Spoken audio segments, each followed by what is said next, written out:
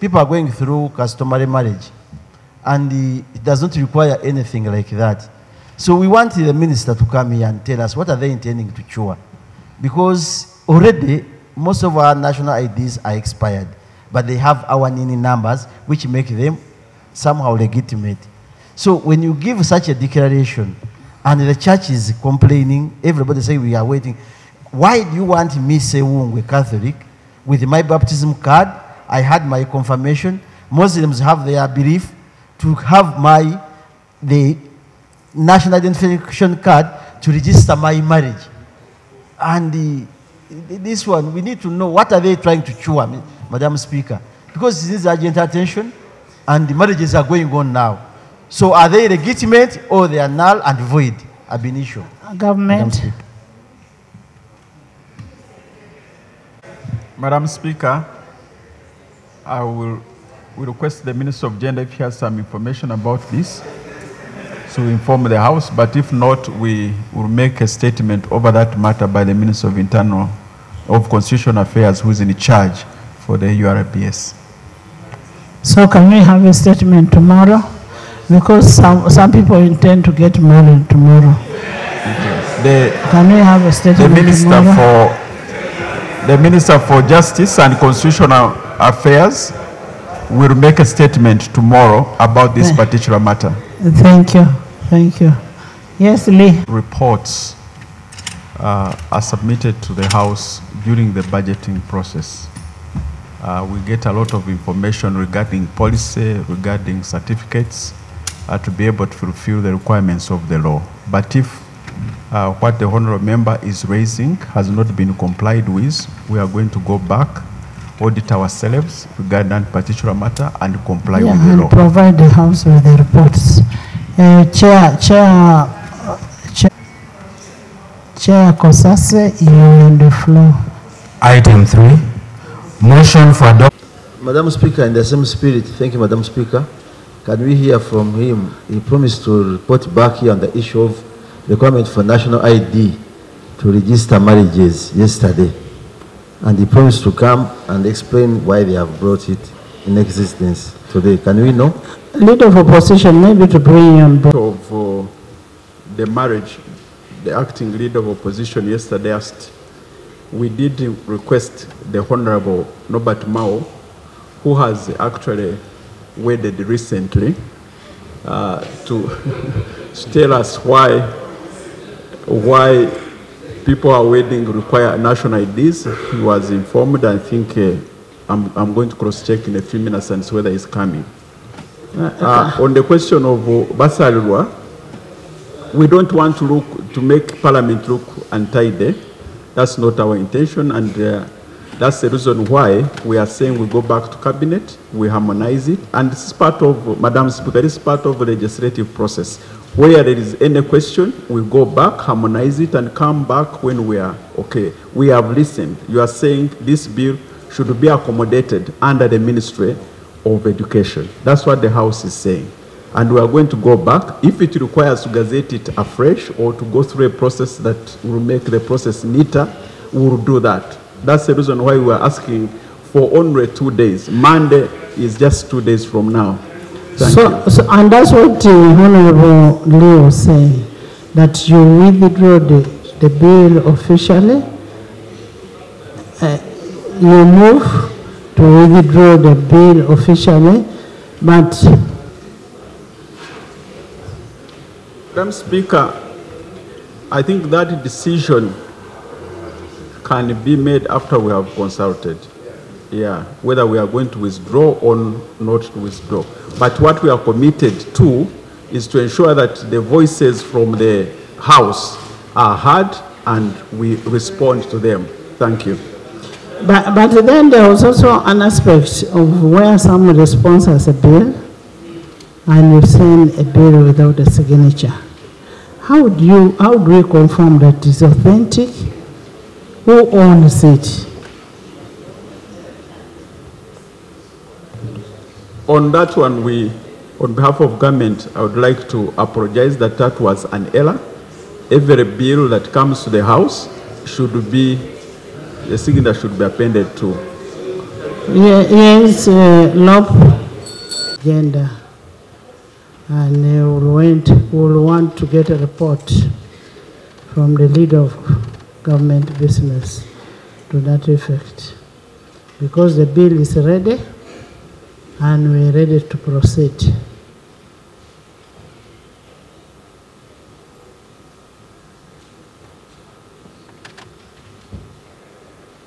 Let's hear from him. Seek your permission that the two ministries can be given an opportunity to reconcile in cabinet on Monday. Then we'll consider this bill when we have harmonized internally next week.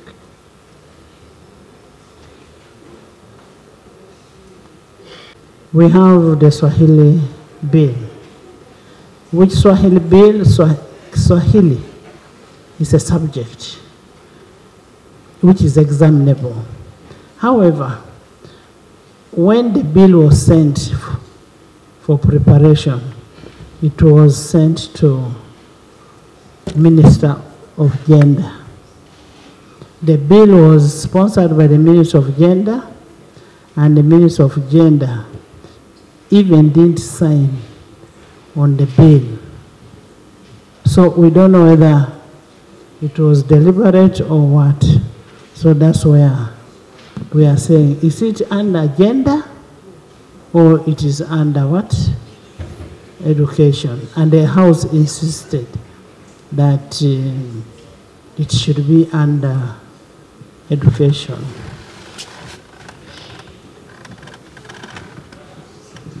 There was a legal question which these two parties should have gone out to settle before they return here with the bill. Ideally, the minister should move to withdraw this bill so that it is introduced in a proper way. Otherwise, if we proceed on this bill, you must brace yourself for a legal challenge, and this is a notice to Parliament. Okay. Yes. Yes. Bills. There is always discussion in cabinet. I don't know why the front bench wants to put us in a very big dilemma and make us appear ugly.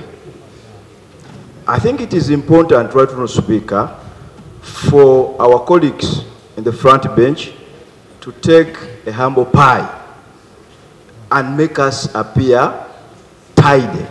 Otherwise, we are going to have a very big problem. And right, Honourable Speaker, this is not the first time we are facing this scenario. I remember even when we were discussing, I think it was the health insurance bill, we almost fell into the same problem. So I don't know what kind of discussion actually happens in the executive when matters of this nature come up. I think they should really need to guide us. Of the marriage, the acting leader of opposition yesterday asked, we did request the Honorable Norbert Mao, who has actually wedded recently, to tell us why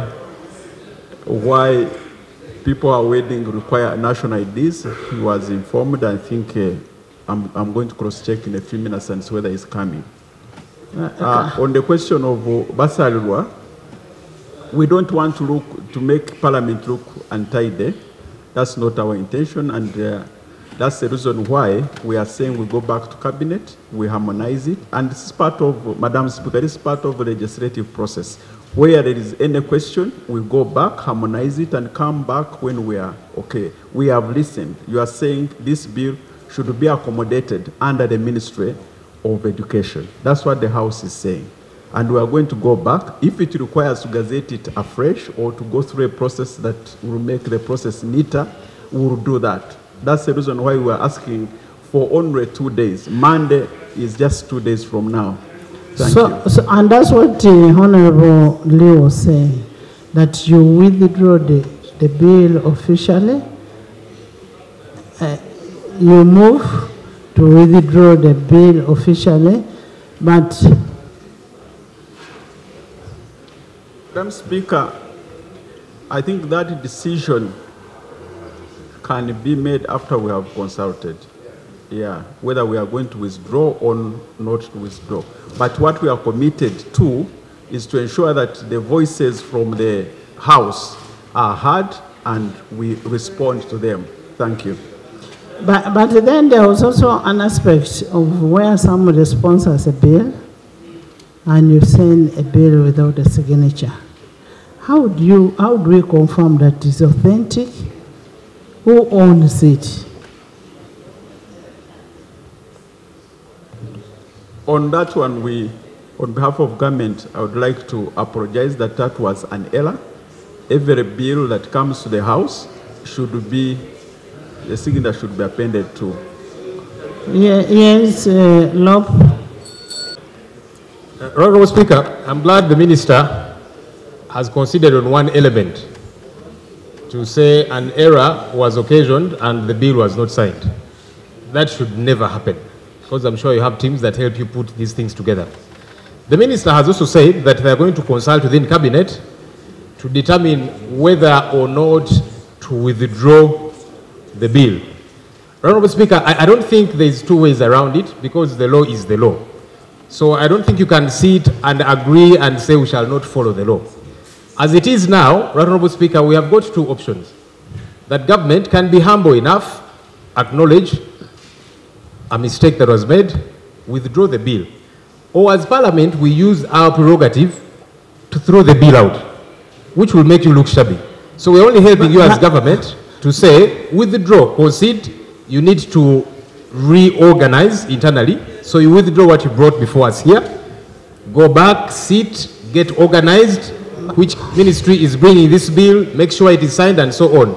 If they don't want to do that, we use our powers as Parliament to throw it out. Lob, on top of that, our chairs of the committees should also exercise the procedural prudence to make sure that the bill is fully, it is signed, or it has all the ingredients that require it to be what? To be processed. I agree, right, Honorable Speaker, because you see, there are many gatekeepers. So the first gatekeeper is the minister who is bringing the bill. Once your technical people put it together for you, you ought to realize there's an issue. The second gatekeeper is at the committee stage. The third and final gatekeeper is here in the House. And so we did our good gatekeeping here in the House to say there is a problem here.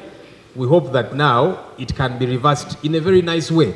So don't put us in a difficult situation as government to say we are going to see whether we withdraw or not. Because if you do not withdraw, we shall do the legal thing to say we have rejected it. I don't know if that's what you want.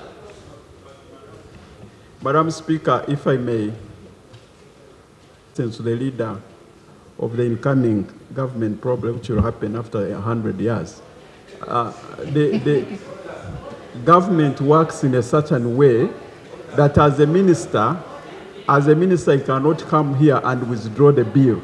I have got to go back to Cabinet, and then we harmonize and come back when we are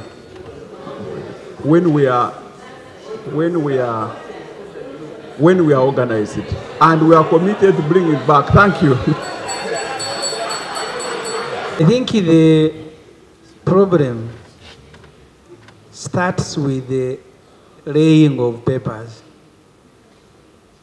In the past, we had a minister who said, I beg to lay when he had nothing in his hand. But the answer captured him as if he was laying something. I think we need to scrutinize documents that are being laid on table, because that's where the problem starts. When the minister presents a bill for the first reading and he says, I beg to lay, I think the technical people who are helping the presiding officer may quickly have to check, because these ministers have laid the air before. But for me, Madam Speaker, you have two issues with this particular bill. The first is how it was introduced and accepted by Parliament without obeying the rules of procedure.